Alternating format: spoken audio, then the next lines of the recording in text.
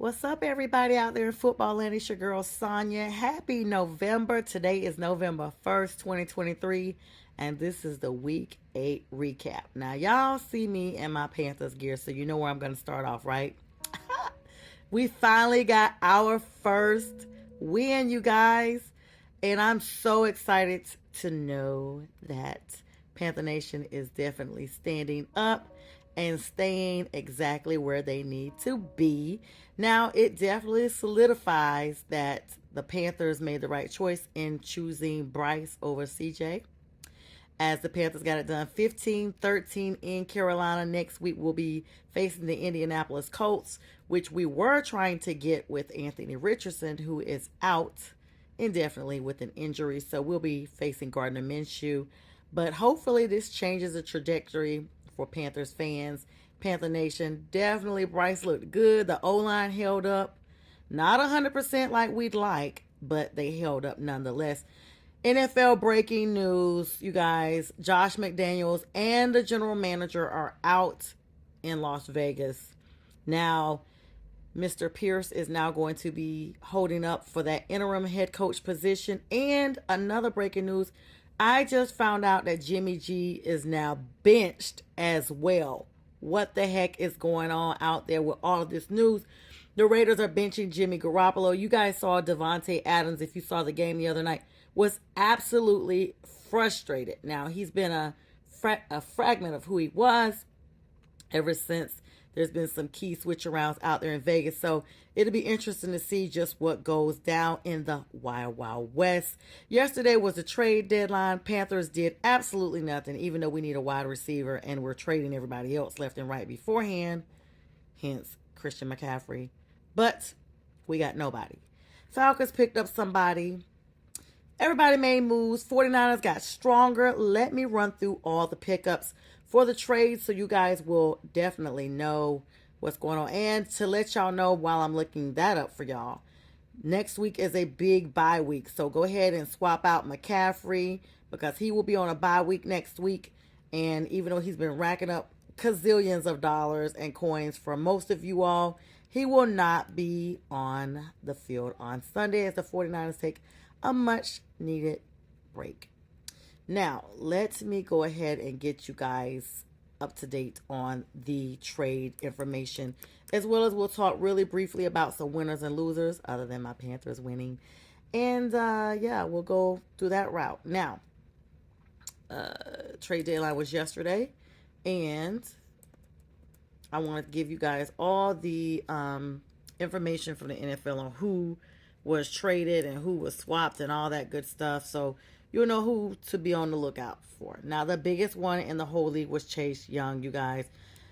Did the 49ers need to get any better? They are definitely grabbing up the winners and losers out there in the league. Biggest one is going to be, like I said, Chase Young. Now a 49er, you guys, defensive end. They are definitely racking up. And he's going to be reunited with Nick Bosa, his former Ohio State player. Now, the loser would be Ryan Poles from the Chicago Bears. Didn't the Bears learn their lesson by trading a second-round pick last year? Montez Sweat is a much better player than Chase Claypool, but the Commanders had to be jumping at the deal to get a 2024 second-round pick. Currently projected number 35 overall for a player that's going to be a free agent at the end of the season.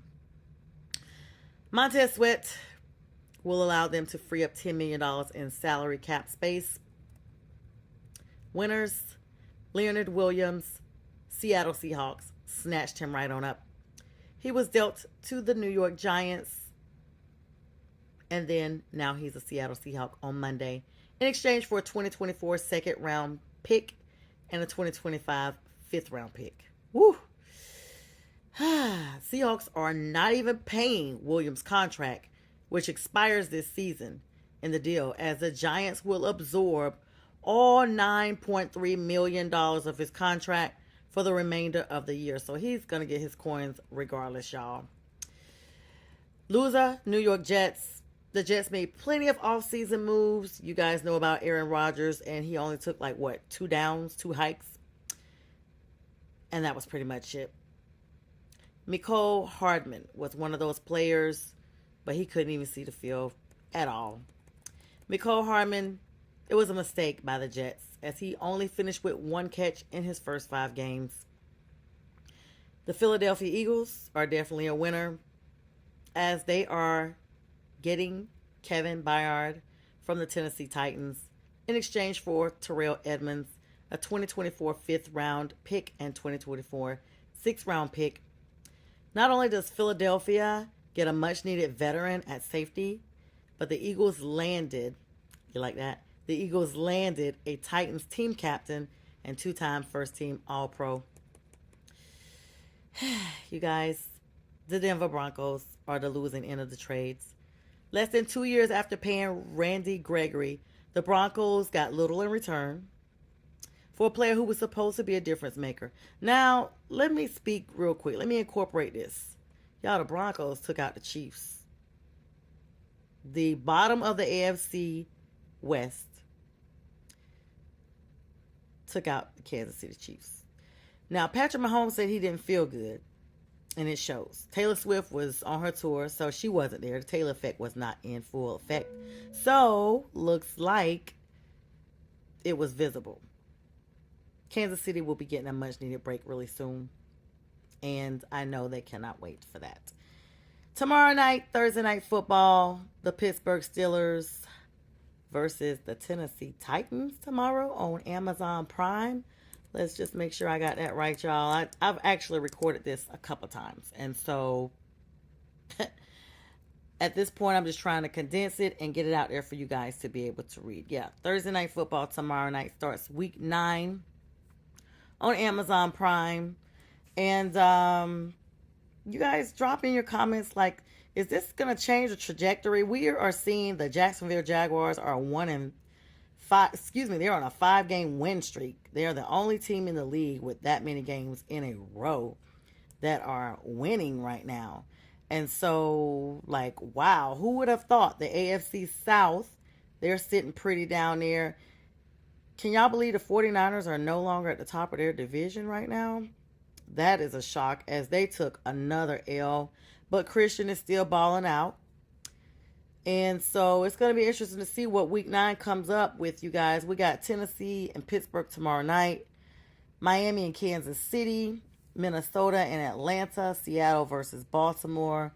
The Cardinals, Arizona Cardinals, they have benched their quarterback, only for their quarterback to go to Minnesota, since Kirk Cousins had the season-ending Achilles injury. So he is not going to be filling in second. He is going to still have his first position job. So kudos to him.